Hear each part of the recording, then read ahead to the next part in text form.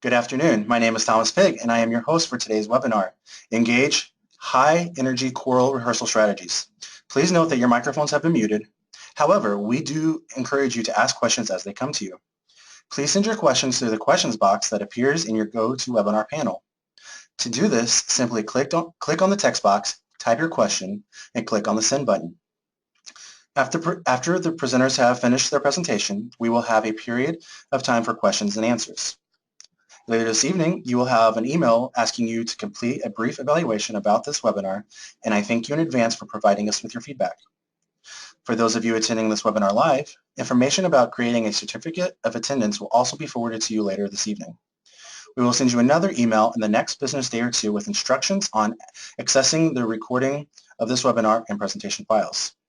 Now, before I introduce our speakers for today, I would like to open us with a prayer. In the name of the Father, and in the Son, and the Holy Spirit. Father, your scriptures say that we should sing a new song to you. We know that within our hearts are songs of praise to you. We ask that you help us to make rehearsals more lively and engaging for our students so they may also enjoy singing their songs to you. We ask this in the name of Christ Jesus. Amen. At this time, I would like to introduce today's presenters. First, we have Dr. Richard Robbins. He is the Director of Choral Activities at the University of Wisconsin-Superior. Presenting with him is Jennifer Robbins, the Associate Artistic Director at the Lake Superior Youth Chorus. Richard and Jennifer, you may now begin. Hi there, thanks so much, and we're so happy to join everyone today. We want to thank NCEA for hosting today's webinar and our sponsor, the American Federation Pueri Cantores. Just a word about Pueri Cantores if you haven't heard of this organization. It's an international Catholic choral organization providing opportunities for school-aged youth choirs from all backgrounds to participate in the full and rich tradition of Catholic liturgical music. We invite choirs from around the country to join Pueri Cantores for a local festival event or for an upcoming national or international event. Members of the AFPC had the opportunity just this past January, for instance, to sing for Pope Francis at a papal mass as part of the international conference. What an adventure for them. For more information, I invite you to visit pcchoirs.org. That's pcchoirs.org. We're going to talk a bit today about engagement. As mentioned, it's a big flash word that you might hear in services and conferences relating to education, all sorts of education. I've identified 4 kinds of engagement that I find to be very helpful in thinking about choral rehearsals: physical engagement, verbal engagement, graphical engagement, and musical engagement. And I'm going to turn things over now to Jennifer, who will talk a little bit more about the way that this plays out in her own rehearsal process. Hello everyone, this is Jennifer. I started working in Catholic schools as a music teacher and choir director after several years of working in public elementary and middle school. And probably my favorite thing about being a choir director in Catholic schools is getting the choir ready to sing for liturgies. As choir directors, we get to create meaningful connections to the liturgy for our students. And I just think it's such a blessing that we have a hand in nurturing the faith through music and singing. And all of this starts in our rehearsals.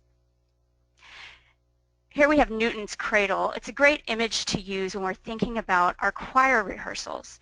This device was designed to show how energy and momentum are conserved. And notice how smoothly the ball bearings transfer energy back and forth. And that's how I believe we should see the relationship between ourselves and our choir, so that during rehearsal we're passing a musical energy seamlessly back and forth. It's our job to get this transfer of energy into motion in our rehearsals, and that's where rehearsal planning comes into play. I don't know about you, but when I first started out, even with the best of intentions, my planning was pretty much limited to figuring out what to sing and deciding what order to rehearse everything in. But this didn't really pan out for me in terms of the singers remembering what I wanted them to between one rehearsal and the next. Hey, Jennifer. And that's because I wasn't quite... Jennifer, I'm sorry, I don't mean to interrupt you, but your screen is not being shown right now, so no one is able to see your presentation. I'm sorry.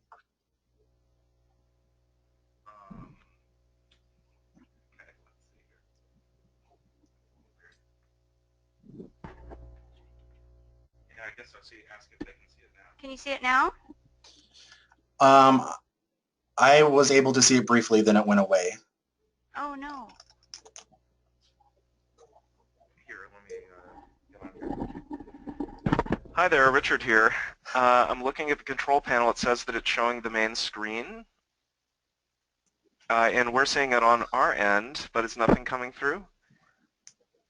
No, I do not see it on my end. Let me try changing the presenter again, go back to you. Okay. Okay, try again, see if that helps out. Okay, sure thing. All right, I see it again on my screen. Okay, and it says three-step prep at the top? Correct. Fantastic. Sorry you all missed a page. Here we go. All right, so three-step prep. So with the best of intentions, my planning was pretty much limited to figuring out what to sing and deciding what order to rehearse everything in. But as I mentioned, this wasn't really working out. And that's because I wasn't quite thinking through the meaty part of the rehearsal. So I've identified a simple three-step prep to help me make sure that I'm planning the rehearsal with all the meaty stuff in mind and that I'm ensuring a seamless transfer of energy is happening. The first thing I do is think about the song from the singer's perspective. I look at the music, and as I'm singing and playing through it, I'm thinking, what about this song will my singers enjoy? What's going to be fun about learning this song? And then I consider, what about the song is difficult? Is the difficult stuff all the way through the song, or is it just one section? And then I can make a realistic decision. Do we have enough time to sing the hard stuff well? After I've identified the teachable parts of the score, then I have to figure out how am I going to teach this stuff. And this was where my original rehearsal planning was weak. I wasn't thinking about how to teach it. I was just planning it and then making it up. And so this caused me to think about my rehearsal playbook and how to choose specific things to do to teach the music. So now you know what things you need to teach in the music, and you have some ideas about what you can do to rehearse these teachable things so you can make a rehearsal order, knowing that you have real goals in mind. And by real goals, I don't mean, oh, learn the A section of our offertory song. I think of a real goal as this. To memorize the A section of our offertory song, we're going to use repetition, hand signs, Mrs. Robin's silly apple drawings, trial and error, to practice the way the opening phrase ends on do the first time and mi the next, which can be tricky for younger singers. We'll practice vowel shapes for the Latin pronunciation and learn the meaning of the Latin text for this section. So let me take you back to the beginning of this three-step prep. And we'll look at a setting of the Eucharistic hymn O Salutaris Ostia by Leo Delibes. This is just a beautiful little two-part setting that I've enjoyed doing with children's choirs and even with my adult choir on Sundays. So here are some notes from my teaching diary. I jotted down the opening phrase in stick notation and a little solfege, and that's because my singers are still new to using solfege, and I don't want to overwhelm them at the beginning. I want to hook them in by pointing out something for them that seems easy, mi, re, do. I've written the Latin text in translation for myself because often we get caught up worrying about the pitches and rhythms, and it's easy to let text become an afterthought. But I try to take great care in making sure the text is right up front in my own understanding of the music and how I'm going to teach it to the singers. This teaching diary, by the way, is just a wide rule composition notebook that you can get at Walmart right now. And then I've made some notes to myself about the challenging part of this song, the B section, which goes into parts. So after identifying what you need to teach in the music, it's time to visit the playbook. We all have a rehearsal playbook, or a toolbox if you prefer. Our rehearsal playbook consists of the things we do regularly to rehearse and teach the music. Some common playbook activities are chanting the text in rhythm, playing parts on the piano, singing for the singers, or just having everybody sing through the song while you play it on the piano. Today we want to stretch the imagination of your playbook. At the beginning of the presentation, Richard mentioned 4 main ways you can engage your singers in thinking about rehearsal. So I created some lists from my playbook to share with you.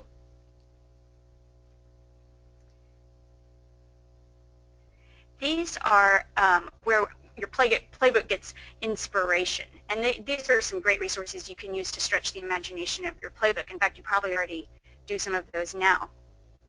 Here's a list of things singers can do to be physically engaged in the rehearsal. The 5 subtopics are one way that you can categorize the activities. All the activities in this list involve movement or gesture. And I'll point out a couple that I use consistently in rehearsal that my singers enjoy. And that one is walking the beat and walking rhythmic patterns.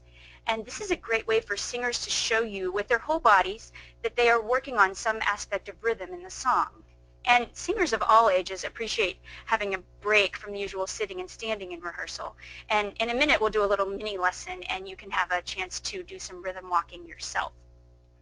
You can also have a lot of fun with the singing technique category. Young singers really enjoy mimicking facial expressions, and if you ask them, who can show me the right or wrong way to stand while singing, they will all compete for your attention. And so what seems like a silly contest or a game is actually great rehearsal practice. When singers are verbally engaged in the rehearsal, they're not just talking, they're talking about something specific in the music. So talking about the music doesn't have to be a lecture. I like to use a short answer. So is the rhythm the same or different as before? Talking about the music can also be a great way to give the choir a singing break. So maybe you're having trouble with a difficult passage. You can stop and reflect. Who can describe how the melody changes at the end of the song? Graphic engagement for young singers is about supporting their music literacy. This list gives them tools for understanding the score and for helping them not just focus on the words to the song, but to move their eyes a little bit higher and start to decode pitch and rhythm on the staff. If you are blessed to have one, a projector or better yet a smart board is a wonderful tool for helping the singers know where you are in the score during rehearsal. I like to call singers up to the smart board to circle repeated patterns in the score or point out dalsenos or codas or other roadmap symbols in the music. Now I found this list to be the most curious because while it looks like there are far less ways to demonstrate musical engagement, I would argue that these apparent few are the ones that are happening the most for obvious reasons. Singing with mastery and musicality are the primary activities of your choir rehearsal.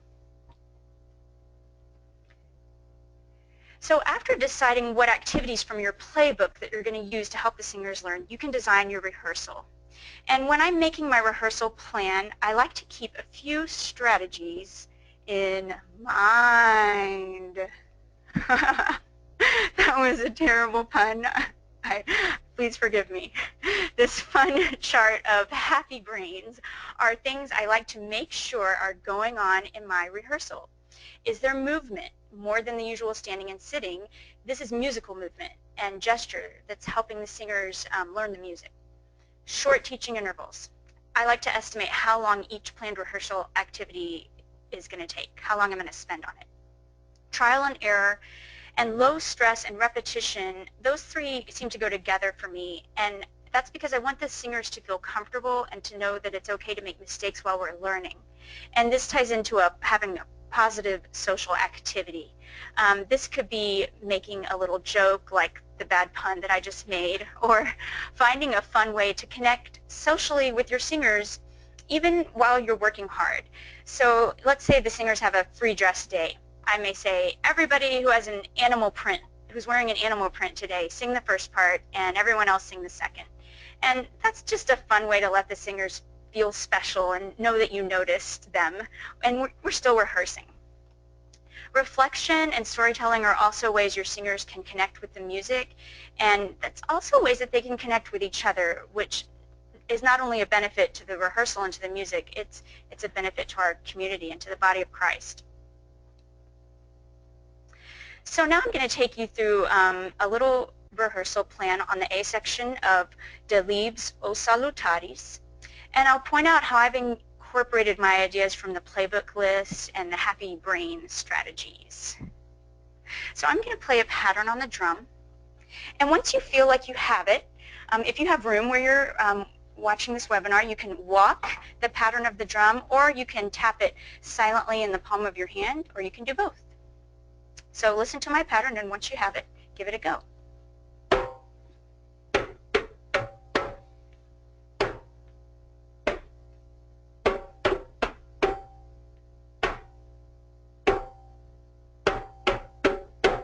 and stop.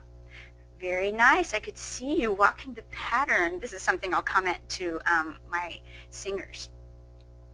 I'm going to play the pattern again, and you can continue walking and tapping the pattern. But this time I'm going to sing along, and once you feel like you know what I've sung, you can go ahead and echo the pattern when you're ready. Here I go.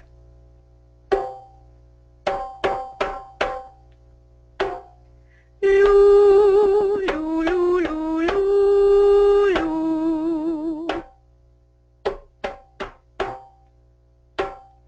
Loo, loo, loo, loo, loo, loo.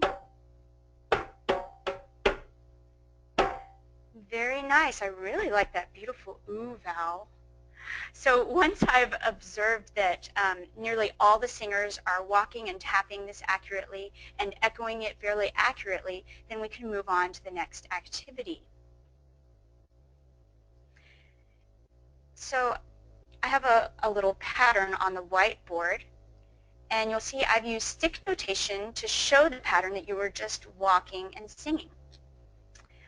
Sing the pattern again on Loo while you read it on the board. Here we go, loo, loo, loo, loo, loo, loo. There's that beautiful ooh vowel again. Give me a thumbs up if you were thinking about the solfege while you sang on Loo. All right then, let's sing it with solfege. And if you know the hand signs for mi and do, one or both, go ahead and show those to me with confidence. Here we go. Mi, do, re, do, mi, do. Okay, let's pretend that that last do is on mute. Use your do hand sign to show it to me, but don't sing the last do out loud. So hopefully, you know, if you've played these kind of put it on mute game, audiation games, often someone will have fun and pretend that they sang it by accident, and we can all get a good chuckle. So now look at the pattern with that has an apple with a bite. And notice what's the same and what's different. And someone will notice that the last note is different. It's been changed from do to mi. Well, what's this? This is what Monsieur Delibes did when he wrote the beginning of the song, O Salutaris, O Saving Victim, the song that we're learning. So while we sing, look at the new apple pattern. If I sing the new apple pattern, hold up a brand new apple and pretend to shine it on your shoulder. And if I sing the pattern that's been changed, that has a bite taken out of it, can you pretend to take a bite out of your apple? So the reason that I have designed this is because I've noticed inexperienced singers tend to get tricked by this single note change. They're counting on the phrase to repeat exactly as it did before, but it doesn't. So I can continue to address this in future rehearsals, but I've set this up with this little apple image just in case they keep having a problem with it. So although this mini lesson is a detailed look at the first few measures of one song, I hope you'll see that by incorporating the mindful strategies and these imaginative engagement activities from the playbook, I hope you'll see that incorporating these into your planning process can really make your rehearsals more productive and fun. But what if they are distracted, fidgety, or tired? Here's a list of some things I do to refocus energy when the transfer of energy is not so smooth. So I like to alternate concentration with relaxation. But keep in mind, relaxation may be way busier and louder than concentration. So jumping jacks are fun. If it's a safe option, singing, standing on your chair and singing is a lot of fun. Use physical gestures, movement, and vocalization to communicate. This goes back to the games we played with singing technique. Reinforce good work and positive behaviors. Just like I pointed out how beautiful your ooh vowel was. I didn't even ask you to use a beautiful ooh vowel, but that I heard something beautiful and I wanted to recognize it. And then choose carefully when calling attention to poor or negative behaviors. Again, estimate timings for specific rehearsal tasks. You can always adjust as needed. I love to plan surprise performances in my rehearsal. I love it when I've set up beforehand to have a staff member drop in, Or I love telling the singers, oh, today we're going to record a musical thank you note for Father Andrew. So singers love to show off their hard work. Don't underestimate the power of gesture and a quiet voice. You can even record your rehearsal to find out how much you actually talk. And the ultimate source of disengagement, set expectations early on for restroom and water breaks and be consistent. Younger singers appreciate knowing what the expectations are early on. And now I'll hand it over to Richard. Thanks so much, Jennifer. Well, hello everyone, and again, thanks so much for joining us here at this webinar. A little bit about me. I taught high school choral music in the public schools for several years prior to moving to university in some very different situations. In addition to my university work, I worked for a few years as a full-time church musician, and I'm the chorus master for the Luther Superior Symphony Orchestra and festival conductor for American Federation Pueri Cantores. It's a long way of saying that I hope that you're thinking of some questions, and if you feel like your situation is somewhat unique or unusual, we'd love to hear about that and try to offer some support and help if we can. We've seen lots of different things in our time. So let's jump in and talk about engagement and how it might relate to our rehearsals with secondary school students, middle school and high school choral singers. Well, part of this session is dealing with this concept of the choral director as a servant leader. And this is a topic that is something that's quite influential to me. There's a book by Dr. Ramona Wiss, The Conductor as a Leader, published by GIA back in 2007. Dr. Wiss is a professor of choral music at North Central College in Illinois, and I think this is a wonderful introduction to this concept of the choral director as servant leader. After reading the book, you find that she deals with a couple of issues. She advocates teaching through questioning. You could think of it almost as a Socratic method. And students leading and conducting rehearsals, even performances. There's a sense of shared work that's happening here. I found that this related closely to some thoughts I had had as a conductor in preparing other events. It's interesting to note that the Latin root for the word to conduct, conducere, means to bring together, to lead to safety. There's a picture of a bridge down there. The conductor originally was the person who would bring a person across a bridge to safety over to the other side. In engineering, a conductor is that through which electricity freely flows. And I love this mental picture in thinking about my own job as a conductor, allowing the music to flow from composer directly to singer and to really give the student an opportunity to feel that they're invested in the rehearsal and performance process. Now, you may have sung for someone like this in the past, rather stern sort of guy. I'm not sure that the top-down approach works for me. I prefer a spirit of collaborative discovery, which is all within the servant leader paradigm. I believe that this closely models the values of Catholic education, and that's a really wonderful thing. The choral director ultimately serves the singer and vice versa, I believe. Together they serve the poet, the composer, and ultimately the music. So how can you get on the same page and really feel like your students, your singers are engaged? Well, it's important to note that your goal ultimately is engagement on the part of the singer. I don't know about you, but sometimes I hear people talking about conducting, teaching, leading rehearsals, and it seems like there's a lot of energy expended by the teacher. But there's not always conversation about the energy that's expended by the singer. Can you observe this engagement? I believe you can and you must. I believe the only engagement we can be sure of is that which we observe. The research is clear. Engaging multiple sensory and emotive processes simultaneously means that more widely distributed brain circuitry is involved in learning.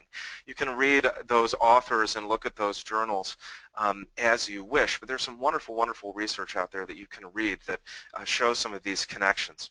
I also believe that good teaching is good teaching regardless of age.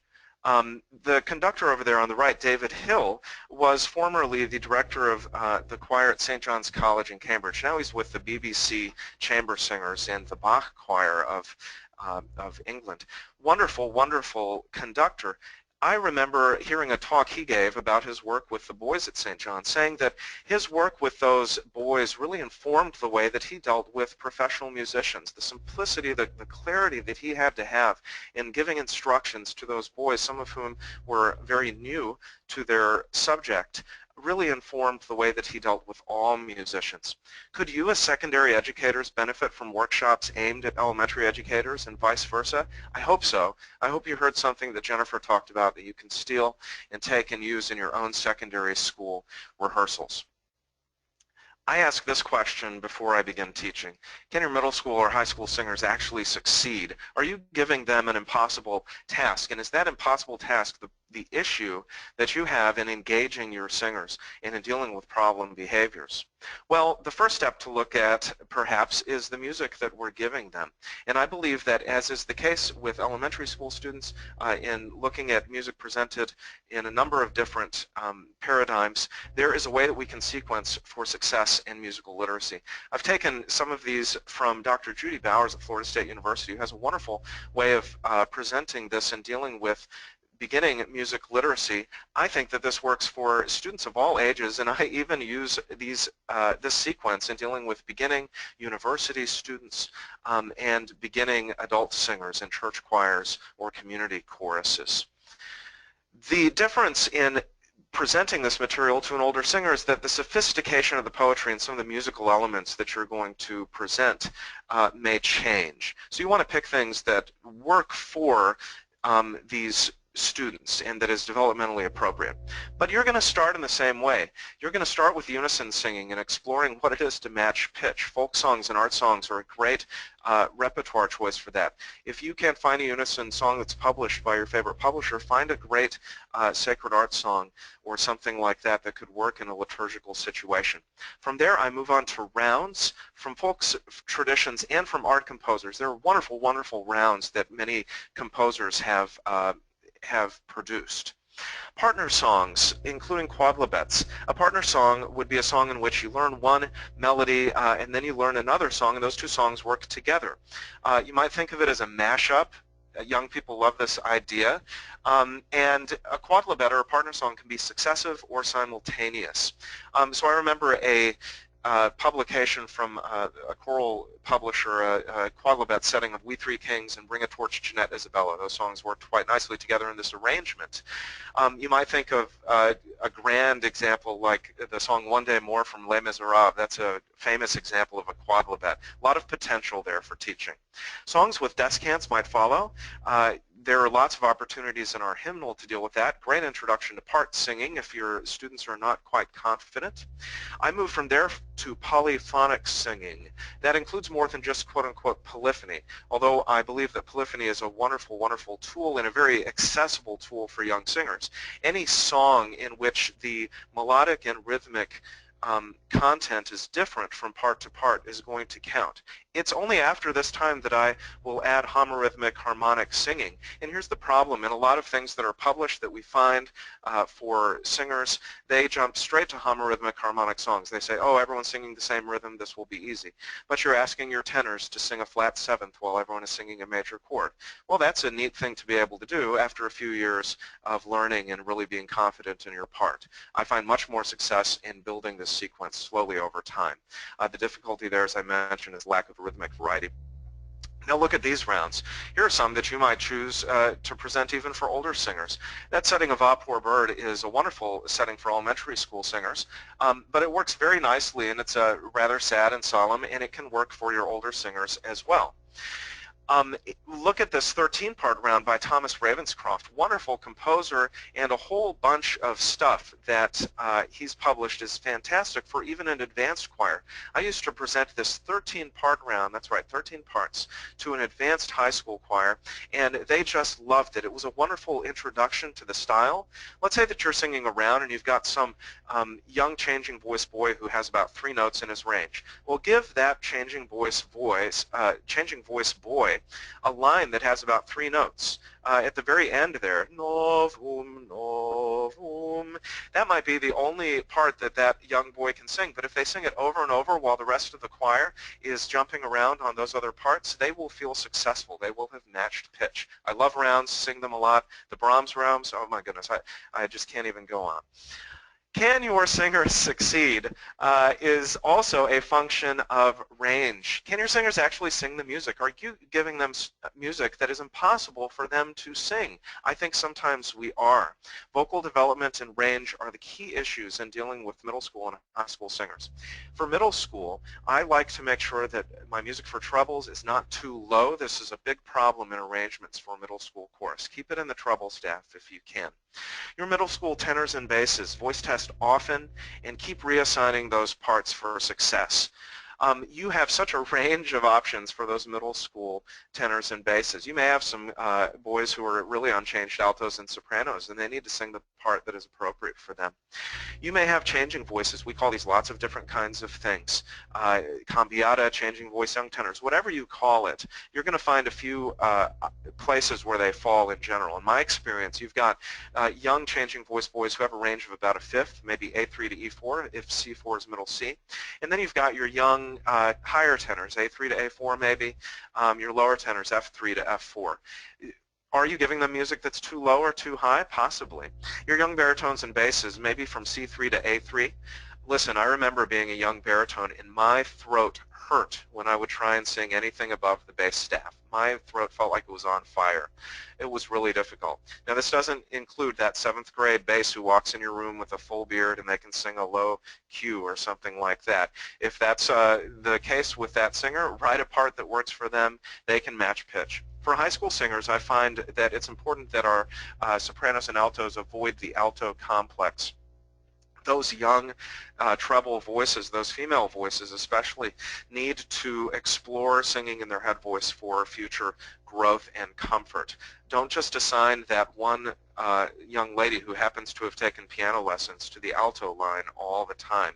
You're not doing them a service. You can read literature by Lynn Gackel and other folks in the choral field who have written extensively about women's voices. A lot of interesting literature out there for them. I advocate, especially in middle school, a treble and a tenor-based choral curriculum. Ask yourself this question: if you have an hour and a half to rehearse those young singers and you are spending all that time in a mixed setting in the middle school, is this efficient time? Would this time be more efficiently spent in 45-minute segments, have all of your trebles meet 45 minutes, and have your tenors and basses meet a second 45 minutes? I think you might get more done, and you can really and honorably address those specific issues that they're having in their vocal development at that time. I believe those young tenors and basses can learn how to sing. Be careful with SAB and two-part music, particularly in assigning those parts to your male singers. SAB music, the baritone part is always too high for your young basses and too low for your young tenors. In two-part music, sometimes I have more success assigning the male singers to the melody part rather than the lower part 2, or what you would think would be lower. Interesting sort of thing. After that, you should prepare your playbook, just as Jennifer talked about. I suggest you identify those musical elements you're going to hit and separate them. You know what the elements are: pitch, rhythm, text, notation, articulation, vocal technique, phrasing, and musicality. Specifically identify these separate elements. Use them in your warm-ups. Create some worksheets that might help you. Here's an example of a worksheet I use with older singers that might include a mix of students who don't have experience reading the score. I'll separate this stuff out for them so that they can get experience looking at what these rhythms actually look like on the page and practicing them together. These worksheets can be really flexible. I'll have altos sing A, or speak A, clap A, while the basses clap B, and the tenors chant C. All of these different options. I might have students lead this. I might put on a metronome and have them challenge one another, have students lead this clapping. Then I ask them to take that worksheet and identify, where did you find rhythmic pattern A in this actual piece of printed music. Your older beginners can learn how to read music, and you can present this in a way that is developmentally appropriate for them. You'll see the way that I marked all of this stuff with the goal that they'll be able to mark this in time. Here's an example of worksheet that I created for a more advanced high school choir, which could also work with a college choir, of Clausen's All That Hath Life and Breath, Praise Ye the Lord. This is a group that where some singers had some experience on solfege, the other ones didn't. I had to catch them up in a hurry, and you see that I presented at the top every single possibility of all of the accidentals that they were going to find in this piece. I also identified the chords that they would hear and how they were spelled, so that they knew if I said, hey, tenors, let's tune that E flat major chord, they knew where to go. I showed patterns that happen, repeated patterns. Really all of this piece is about 4 different melodic patterns and chordal patterns that Renee Clausen uses. You see I have rhythms there. This is great for folks to work on their own, to write down the names of chords that they can then use and hunt in their music and locate those examples in the printed score. Lots of fun stuff there. Now, let's get into real teaching activities. So you've done your playbook, you've created your stuff, as Jennifer suggested. How are we going to deal with the real problems in rehearsal? Well, you and I both know that we spend a lot of time in rehearsal just dealing with pitch and rhythm. I really believe that what determines whether or not a group is enjoying listening to a performance, your own enjoyment, and the participants' enjoyment is related to the ability to sing correct pitch and rhythm, whether it's in performance or rehearsal. I believe that you should be honest about missed pitches and rhythms, avoid approval error, even with your young tenors and basses that may seem like they're having issues matching pitch. I believe many times those are simply range issues. They are not issues of, they actually don't know what a right and wrong pitch is. With groups of mixed ability, I like to address pitches and rhythms in conjunction with another musical goal. So I might say to a group of singers, we sang that incorrectly. Let me sing this for you, da da da da da, and I might add something like a crescendo or a decrescendo and say, did you hear a difference in the way I interpreted that? Your singers who need the work on pitch and rhythm are focusing on pitches and rhythms, but your advanced singers can begin to apply and add a musical goal on top of even their repetitions of that. They might, your advanced singers, while they're waiting for those beginning singers to catch up, maybe they're feeling bored. Always give them a musical activity that they can focus on. Can your experienced students guide your beginning students in a positive way? Section leaders, leading a rehearsal, taking students out and working with them individually, that can be a really fun thing for them. Can all of your students identify right and wrong pitches? Altos, raise your hand when you hear the tenors sing the correct note in this passage or the incorrect note. Even your beginning singers know when something is wrong, and they can be trained to learn to discriminate those pitches. Those singers can draw melodic outlines with their hands, they can clap rhythms, lots of fun stuff they can do. How might your singers then engage in the poetics and the liturgical context of your choral music? We're very fortunate that all of our music does have a poetic or a liturgical context. Your singers are going to have an opinion about that, whether you like it or not. And your teenage singers can have very sophisticated opinions about these texts. It can be a wonderful chance to grow and to learn together. Are you comfortable leading a discussion about a text's meaning rather than forcing an opinion on a student? That can be a thing that can be difficult sometimes, but I think if you're open to those conversations, you can find that your singers are quite sensitive to that. Your singers can learn about the background of the liturgy, the text, or the life of the author of the text. Wonderful, wonderful historical background. And as Catholic school educators, you have a very special opportunity to engage students in sacred texts that your compatriots in the public schools may not be able to engage. Your students can identify whether or not the music reflects textual or poetic elements, or whether it is presented in opposition to those elements. And your students can restate or rewrite these texts in their own words. This is fun assignment in the classroom or after rehearsal. I've had students rewrite poetry in their own words. I used to have students rewrite things as rap songs, but the more fun activity now is to ask them to rewrite it in terms of a tweet. Or to write using hashtags and emojis. I did this with Carmina Burana last year with university students, and it was quite fun and quite engaged, let's say.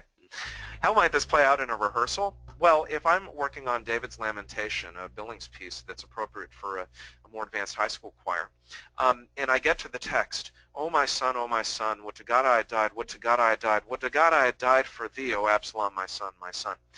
the composer has made a decision to repeat the words, "Would to God I had died," 3 times.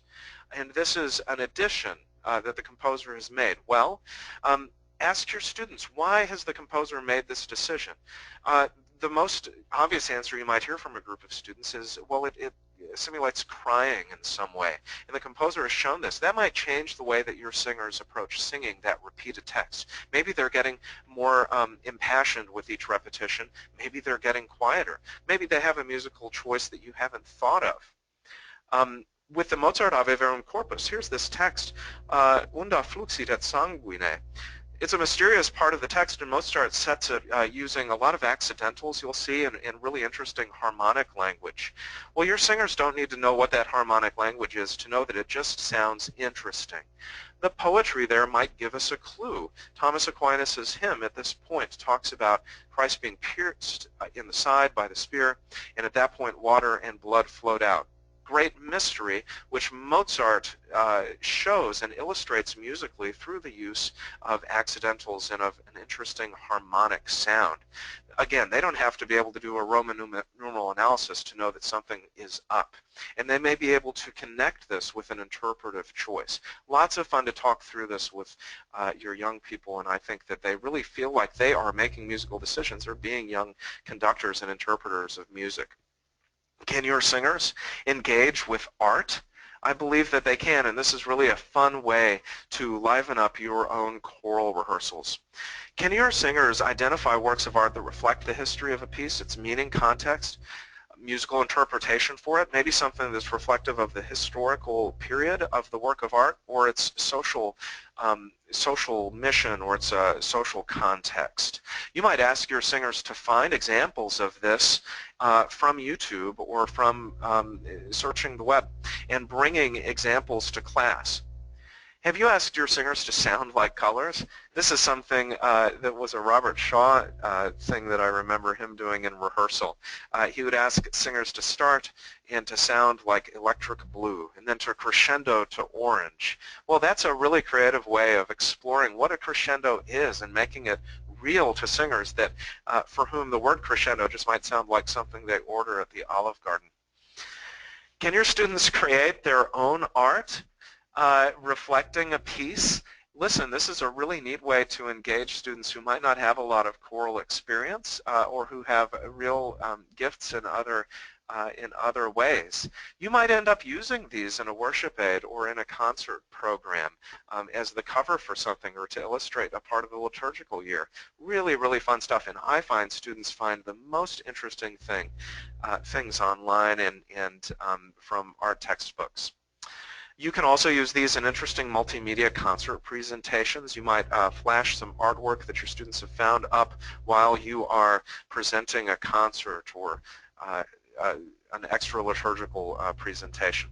It also represents a great possibility for you to collaborate with other members of your school faculty, and I think it's wonderful when music teachers can get outside of their own classroom and build those bridges across their own campuses and within their parish community. I bet that other teachers would be really excited to work with you on projects like this.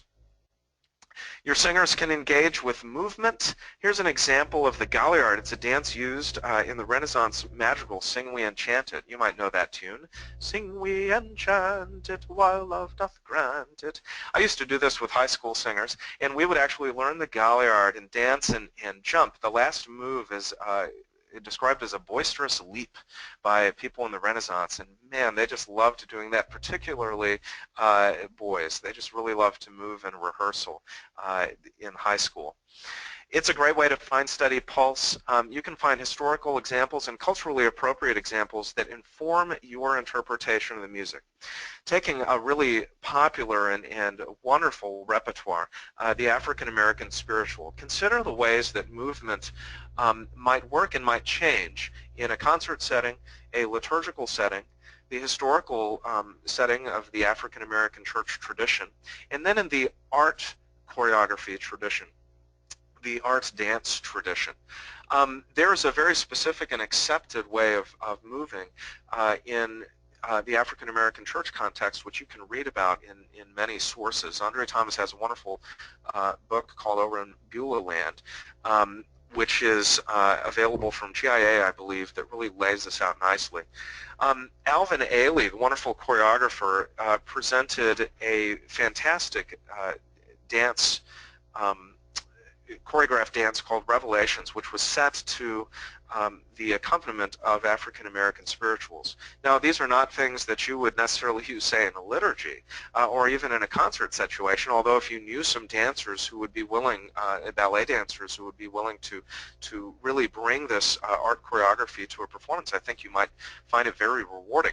But even just watching Alvin Ailey's beautiful, beautiful choreography might impact the way that your singers approach the sense, the spirit of movement in the African American spiritual. You might ask students to choreograph musical concepts, and that's a really fun thing as well. These bits of choreography might find their way into a concert. I also believe that you can engage your students by helping them to learn our own craft, our craft of conducting.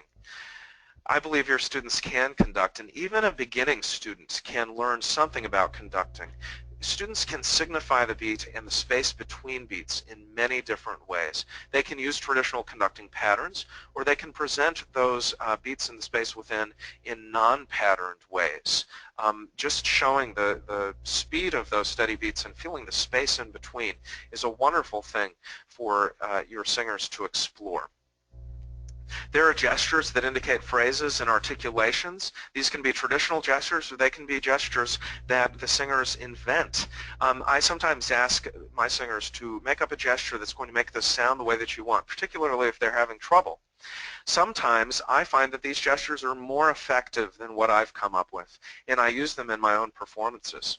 And let's not forget that conducting is another way that your students can provide leadership in your liturgies and in your concerts. We have students in our Catholic school settings perhaps leading psalms or serving as cantors or serving as lectors, or they may be leading prayers. Conducting is another way, I believe, that your young singers can engage with the rehearsal process and then experience leadership within the liturgy and within the Catholic context. It's a tradition that is being passed on, and I think that if young people are exposed to the possibility that this is a fun thing for them to do in a way that they can feel that they're contributing to the liturgy or to concert settings, they will be inspired to continue to seek out these opportunities. Members of your congregation and school community will see that conducting and the teaching of choral music is not just something that happens, but something that is trained over time and something that is important enough for your students to engage in. Well, listen, Jennifer and I are so thankful again to NCEA and to AFPC for this opportunity to talk with you. And as I mentioned earlier, we're very happy to take any questions. We hope that some of you were brave enough to come up with some stuff. And I guess we'll turn it over and see if anything has come up. Hi, yes. We actually do have a few questions in the queue here. So first off, I know a few people asked if they'll be able to have this webinar presentation. And yes, that will be sent out in the next few days via the email that you used to sign up for the webinar. So please look for that within a couple of days. And now I will go through and read the questions as they came in. The first question asks, I have an hour a week rehearsal.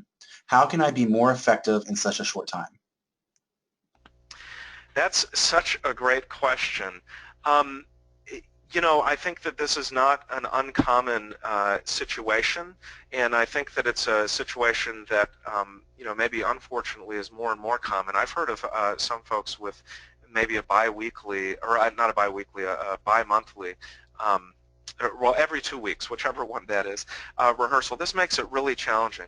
I'll let Jennifer talk a little bit to that after I give a couple of thoughts here.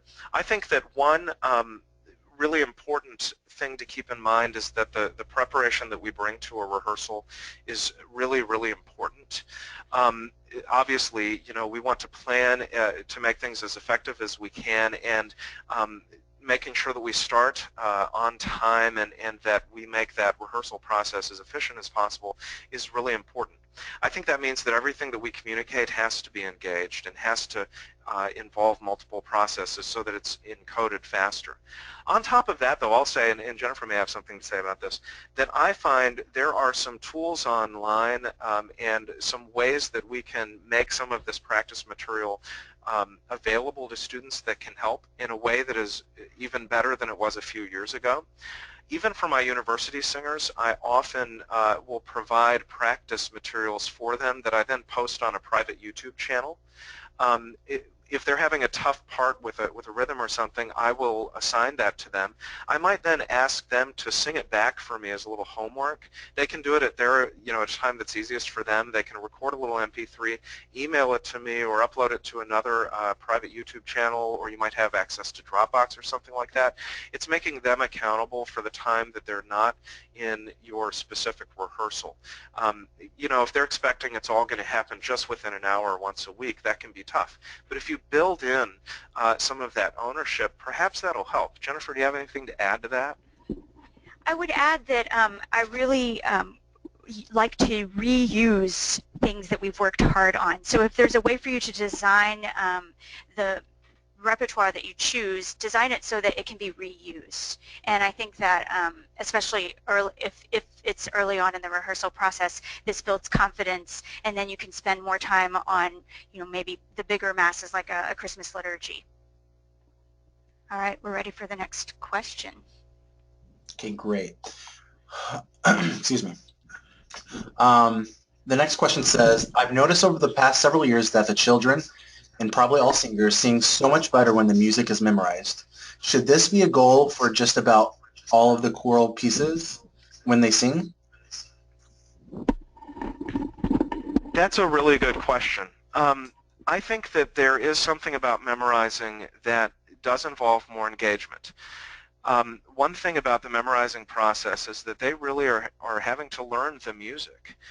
They have to create a mental map that allows them to get from point A to point B. I think it's interesting to note that our colleagues who play the piano and folks who memorize, think of a symphony performance where someone has memorized a big concerto or something like that. Memorization is expected. So I think it's possible that there are some really good things about engagement that can occur because of memorization. I also feel like memorization can help the conductor and singer relationship.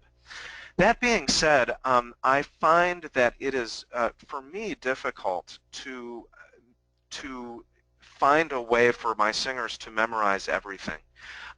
Sometimes I find that the more busy my choir is, the harder it is to memorize. So if you think about a choir in which they have one performance per semester, maybe in a Catholic setting that might be a big Christmas performance and then a big spring performance, and you're working on the same music all semester, memorization might be a goal. If you're involved in a liturgy every week or maybe twice a week, memorization is a difficult thing.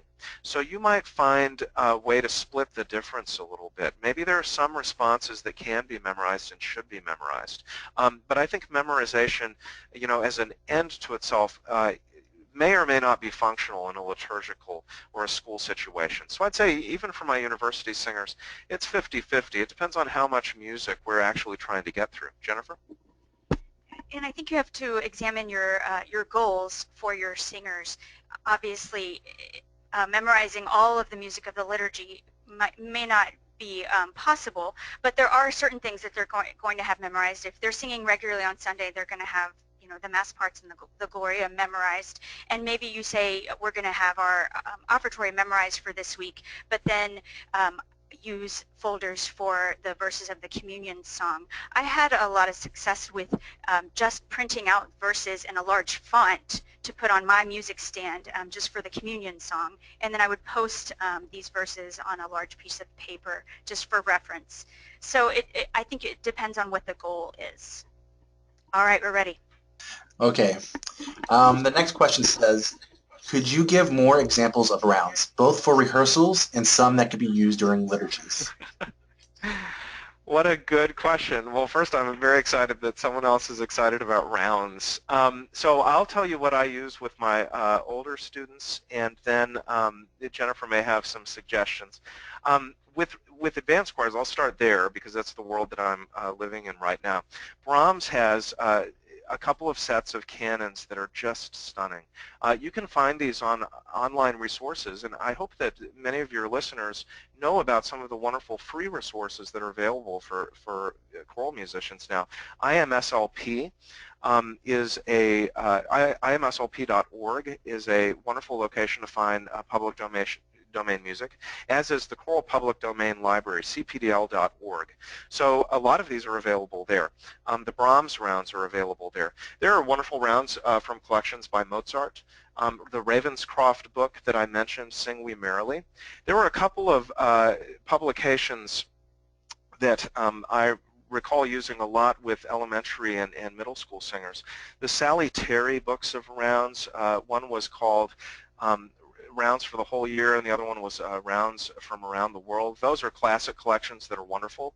William Billings, the great American composer, wrote a number of rounds which are really suitable for liturgy, as are the Ravenscroft rounds, by the way. So William Billings, you can look for those. When Jesus Wept is maybe his most famous round, but it's a wonderful book. Boozy and Hawkes had a great collection. It was a pink book called 150 Rounds, I think, that is a real standard. You find this in a lot of music libraries. I just think they're wonderful concert choices. Jennifer? And two staples of the Pueri Cantores repertoire are the Jubilate Deo Praetorius and the Da Pacem Domine, and those are great things that you can reuse with your younger choirs, and they're available on the Pueri Cantores website in the subheading of public domain music. All right. The next question may be more of a comment, but you may be able to speak a little bit more on this. It states, I teach all boys in high school. I find it difficult to incorporate my unchanged sopranos. That's a really great that's a great question and kind of an interesting issue to deal with. I think one interesting question might be, you know, whether or not these are middle school or high school boys, or whether it's a combination of all of those boys. I think the key there, as I mentioned earlier, really is making sure that the repertoire is appropriate.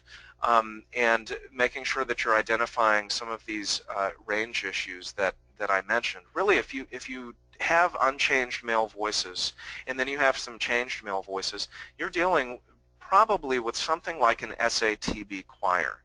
And that's the model that even the Vienna Boys Choir uses now, where they have those changed boys singing with the younger boys in many of their concert situations.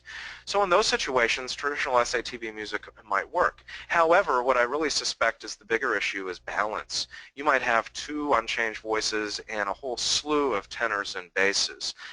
That's not an uncommon problem to have. I think that rounds and some of this developing literature is a good place to start. With the rounds, you might identify a line that your basses and your trebles can sing together. In the 18th century, it was not uncommon for unchanged voices and changed voices to sing together in octaves. So you might even find some historical music that is a better fit for those voices than the other, the more recently published things. There are some wonderful settings available from publishers who specialize in changing voice repertoire, like Cambiata Press. That's a wonderful resource for boys music, and it fits a lot of that really in between stage singing that we find in middle school. Most of all, keep them singing, though. What a wonderful thing to involve your boys and young men in your choir, and to have that opportunity at a boys' school or in an all-boys choir to do that. So great.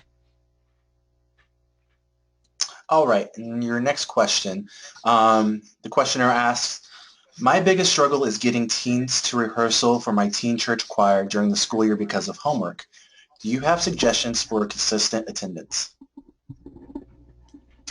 I think this is something a lot of us struggle with, and one of the things that I like to concentrate on is fostering a sense of community and belonging.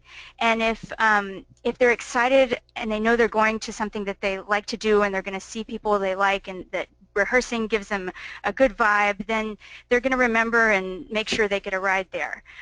So what are some fun things you can do to make to foster that, and have a silly sock night or social things that make kids feel belonging?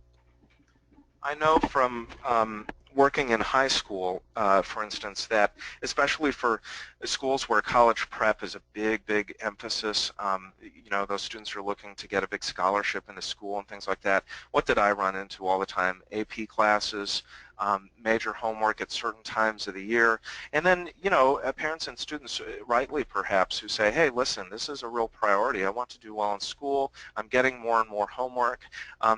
That's a whole other webinar topic, perhaps.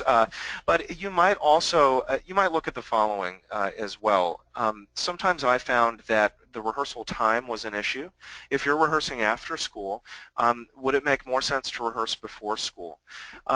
If your students are leaders, and a lot of these students who are really concentrating on homework they're the leaders in your choir, they're singing in maybe their church choir as well as your school choir, they might be playing sports and they're the captain of some team and they're on the debate team and they swim and they do all this stuff. They're totally maxed out, right? Well, you might, as Jennifer said, focus on community. You might give them tasks that are important in the rehearsal, that make missing the rehearsal something that affects the community. They will feel somewhat responsible for the things that happen there. I also think, though, that painting a rehearsal is something totally different from homework, can be a gain for you. Rehearsal and singing is a chance to have fun, and it's a chance to do something totally different from the grind of preparing for those AP classes. So I hope that helps a little. Okay, great. We have a few more questions here. Someone commented that your rhythm worksheets look like they are professionally printed, so they're wondering what program you use to make them.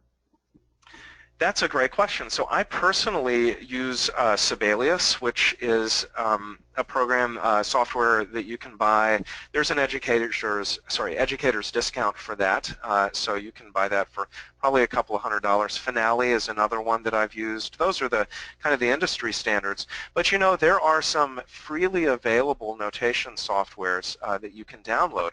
MuseScore, MuseScore, MuseScore, is on version 2.0 or 3.0. That is a free music notation software that you can download and print things, and it produces very nice results. Sibelius I like because it didn't take me that long to learn. I know that a lot of people like Finale, but I found as a non-specialist, I did that worksheet in maybe about 5 minutes. And Sibelius, it was a snap for me. So if you can buy it, I recommend a piece of software like Sibelius or Finale. If not, download MuseScore for free and experiment a little bit. All right. The next question is, how would you suggest working with third and fourth graders? I find that they have a hard time understanding parts and rounds. Yes, and so this is where the sequence that Richard mentioned is applicable in this case. I like to start with unison music and then go on to a partner song following that. And again, find things that they can hook into, melodies that that they like. If you are the music teacher, then you might already have know where they are as far as solfege or their rhythm skills, so then you can kind of balance it in the classroom too. You might also experiment with placement in the class. If you really want them to experience this independent singing, depending on where your students are developmentally, asking part A to move to one side of the room and part B to move to the other side of the room, going back and forth between those parts, having those young singers circle up so that they can only hear those parts, having students audiate silently. You're conducting and then you say, okay, think it in your head, and when I point at you, sing the word that you think you should be singing. So they're developing a mental map. Having them move their hands melodically so that they can feel the difference, or even assigning those different parts of the round its own special piece of choreography. So that might get a little wild and woolly with third and fourth graders, but they can learn something about independence, and probably at that phase partner songs and rounds are a great way to develop that. Someone else actually had a question about third graders, and basically, with them having such young voices, how what activities could you give to them to help the kids project their voices? Oh, vocal technique. There are some really, and I'm going back to my list, but if you look in the singing technique section of the list that we had up earlier, there's some wonderful toys and that show the expansion of the breath and a tensegrity structure that shows, what is good posture and what is the posture of good singing.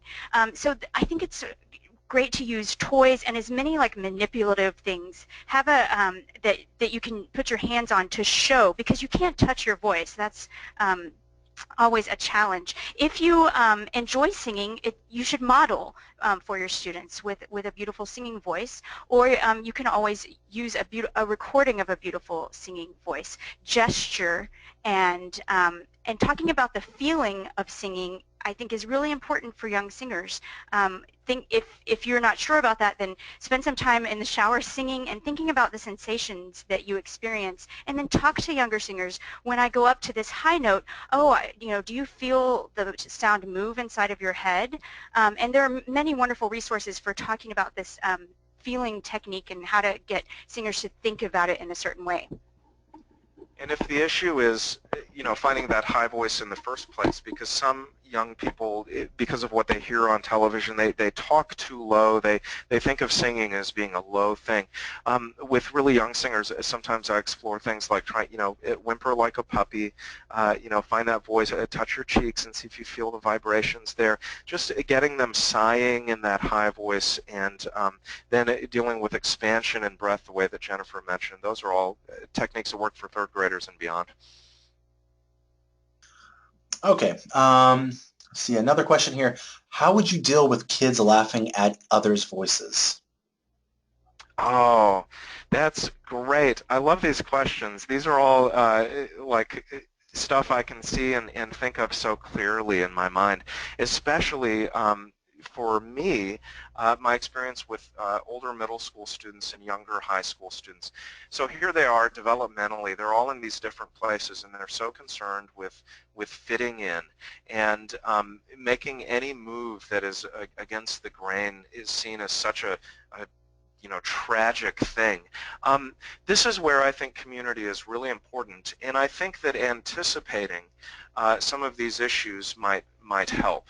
I establish in all of my rehearsals, even now at the university, when I'm teaching, say, a sight singing class with students who have no singing experience, maybe they play the violin or piano, we talk about being supportive, and we talk about affirming what the other person is doing. It is a rule in my classroom that if an individual sings for any reason, if I ask that individual to sing during a rehearsal, that individual is going to get a tiny bit of applause after they're done, just because they went there, they tried. But it's something I anticipate from day one, and they know that I'm serious about it. It may be that if you have students who are laughing, perhaps it's a group of friends who are laughing together at another singer as they're doing it. In those situations, moving and shifting students around in their seating chart might help. Putting weaker singers with strong singers and asking those strong singers to take responsibility for the weak singers and help them to improve and to give them constant encouragement. You'll have those more experienced singers, or those people that might have a tendency to laugh, actually being protective of those other singers and saying, hey, this person's doing a great job. It's very important to me that singers learn to respect one another in the course of a rehearsal. What do you want to say? Well, I think sometimes with younger singers, I approach focusing on vocal technique through the use of unusual and silly sounds, and I feel like that takes the attention away from any any sounds that are unusual just in the general singing.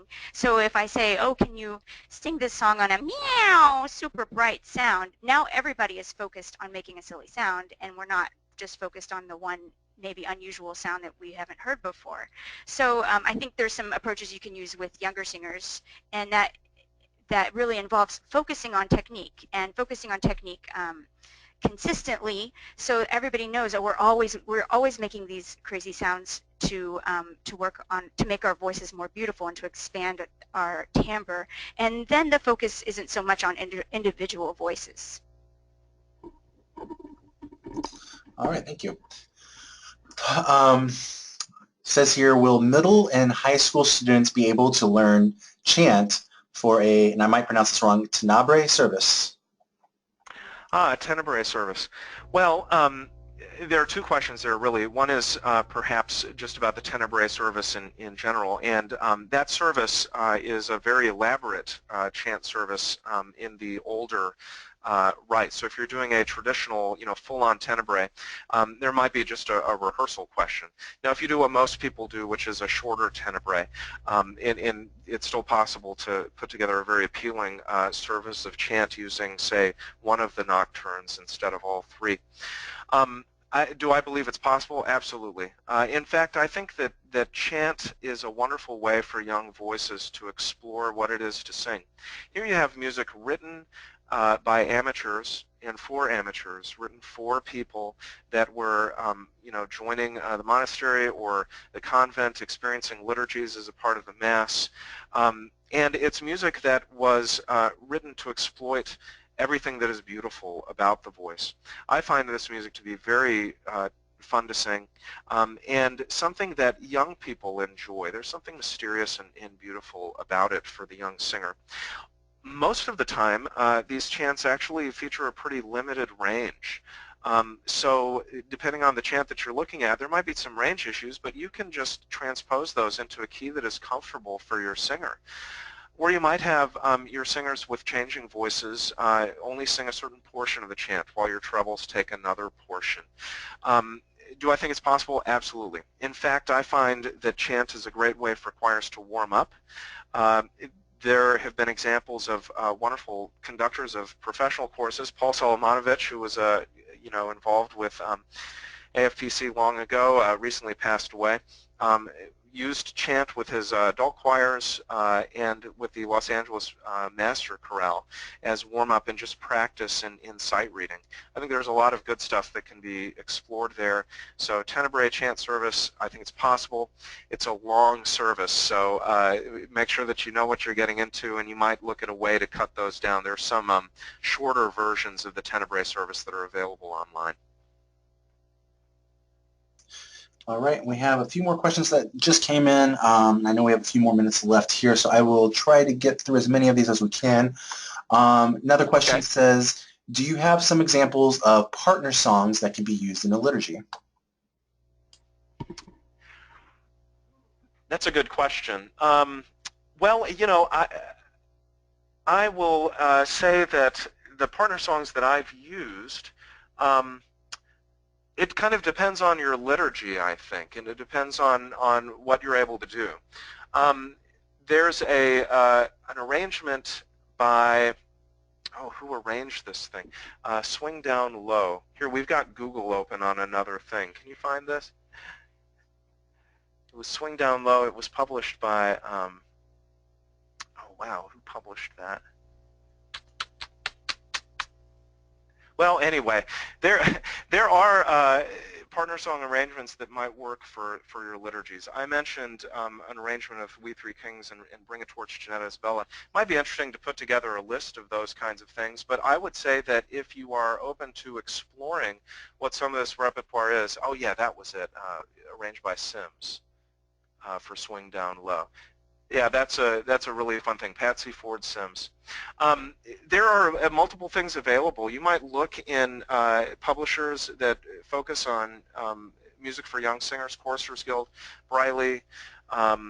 and Warner Brothers and some other arrangers or some other publishers of music, and find some things that work for you.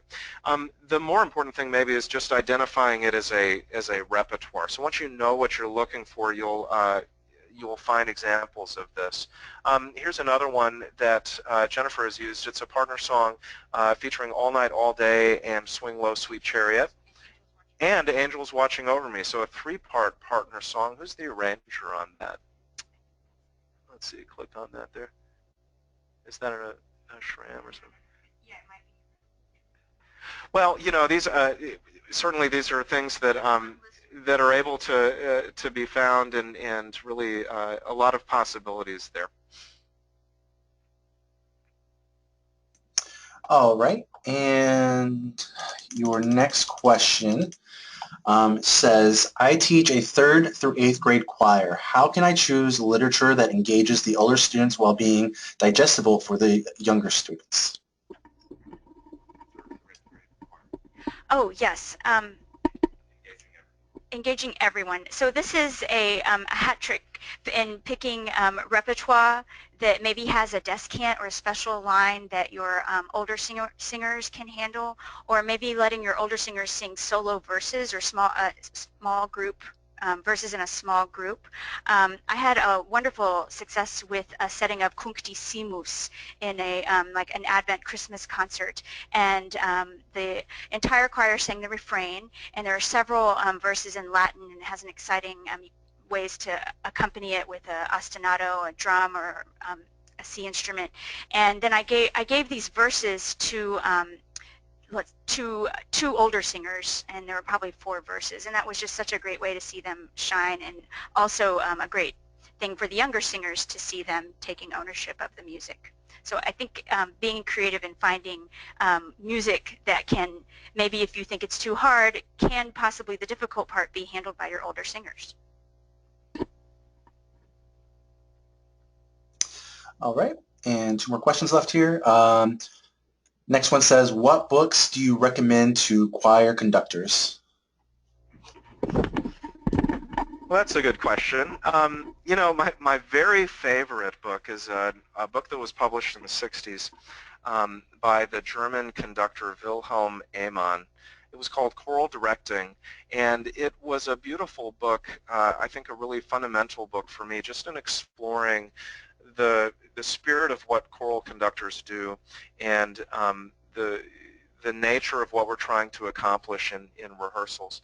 He has a chapter in the book on, you know, taking your choir out on a hike, and how connecting with that feeling of walking and breathing is you know, really valuable. So if you're looking for a conducting book like that, you know, sort of a deep philosophy of conducting book, that's a book I might recommend. If you are looking for books that deal specifically with technique, say, there are some places you can go. There are some standards like the Ken Phillips book, which is quite nice. He also has a book for conductors of children's choirs called Teaching Kids to Sing, and that's a wonderful resource for children's and youth choir conductors specifically. Ultimately, if you're looking for technical work from a book, I think it's hard to find a book that captures everything. And you might find, if you feel, for instance, that conducting and getting through, you know, doing work with your hands is a struggle, you might, you know, team up with another conductor in town and arrange for some lessons, or maybe Skype some lessons with someone like that. I think real feedback on how you look, if what you're really looking for is guidance on the actual mechanics of conducting, is even more important. There are some resources for vocal pedagogy, like the vocal technique cards. That was Frucka Hausman and James Jordan. Those group vocal technique cards in the book are fantastic. If you buy that set of group vocal techniques cards, you've got warm-ups for the rest of your life. Jennifer has a couple of recommendations here.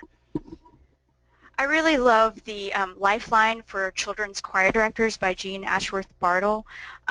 She founded the Toronto Children's Chorus, and she really has a great way of showing how to break down the rehearsal and how to build a piece that maybe if part singing is new to your groups, she is a wonderful resource for learning how to teach part singing and layering that and building the choir up to singing in parts. So I really recommend that.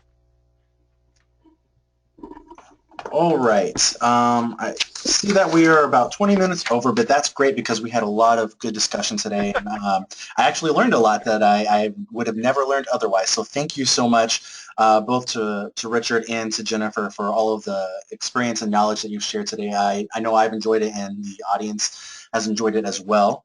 For everybody who is out in the audience today, I invite you to visit our website at ncea.org to see listings for other upcoming webinars and professional development activities. As I mentioned earlier, you will be receiving a copy of this presentation, this webinar, and the slides along with it in an email within the next few days. Thank you again, Richard and Jennifer, and if you have anything else to say. Thank you so much, and you know, if anyone thinks of any questions or anything like that that we didn't cover, or if you're looking for more resources, please feel free to contact us. Our email addresses are up there, and we'd love to hear from you. Have a great school year. All right, thank you.